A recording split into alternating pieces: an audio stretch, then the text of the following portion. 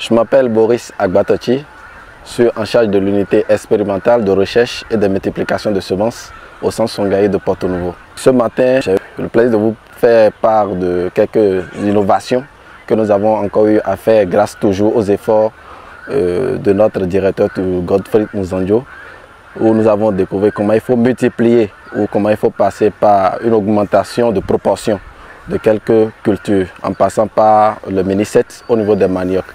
Tout récemment, nous avons eu 3 variétés qui nous sont parvenues de Ouganda lors de notre dernière visite du directeur sur le site de Ouganda, où nous avons eu 3 variétés, où nous avons passé par le système de mini-7 juste pour pouvoir reproduire encore les mêmes cultures là chez nous ici en tenant compte de nos conditions climatiques et de notre système intégré de production d'utilisation des matières organiques et des micro-organismes. Donc sans plus tarder, je vous invite à me suivre pour voir le processus du déroulement du début jusqu'à la fin de la production. Donc je vous invite à voir comment nous avons pu faire la production des mini-7 de ces maniocs là.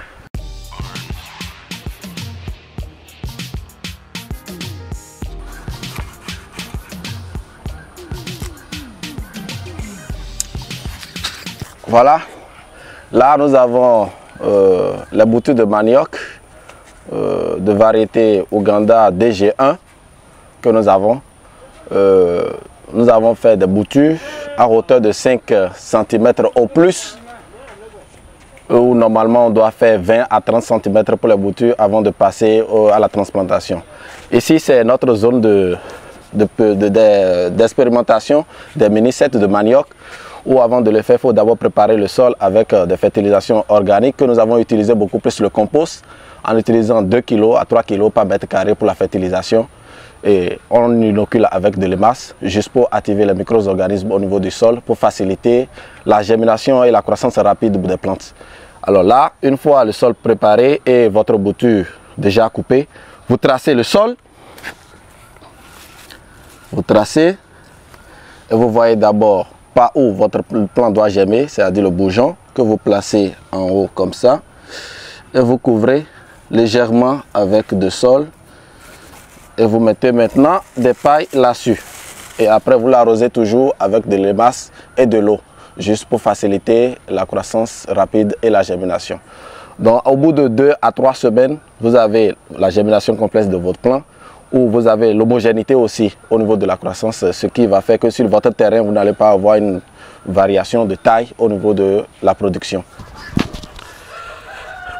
Après 2 mois, voilà les résultats que nous avons obtenus grâce à la maîtrise de la fertilisation du sol.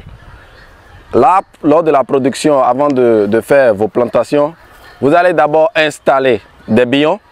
Ce n'est rien d'autre que des labous en faisant des relèvements du sol avec des épaisseurs de taille allant de 40 à 50 cm de long et de hauteur.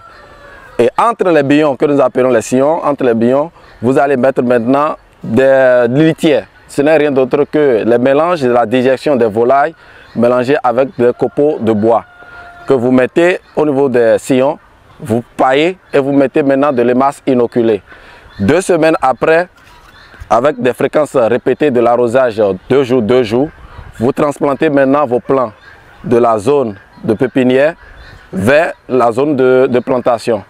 Et lors de la production, vous utilisez de compost pour fertiliser les poquets là où vous voulez mettre vos plants. Et voilà, au bout de 2 mois après, voilà les résultats que nous avons. Comparativement à ce que nous avons constaté là où nous l'avons pris, 2 mois, c'était encore tout bas, à hauteur de 75 à 1 mètre. Mais voilà, ici, nous tendons déjà vers 2 mètres de hauteur. Ce qui veut dire que nous avons beaucoup plus la maîtrise de notre sol grâce à notre technique de production qui n'est rien d'autre que l'utilisation des matières organiques.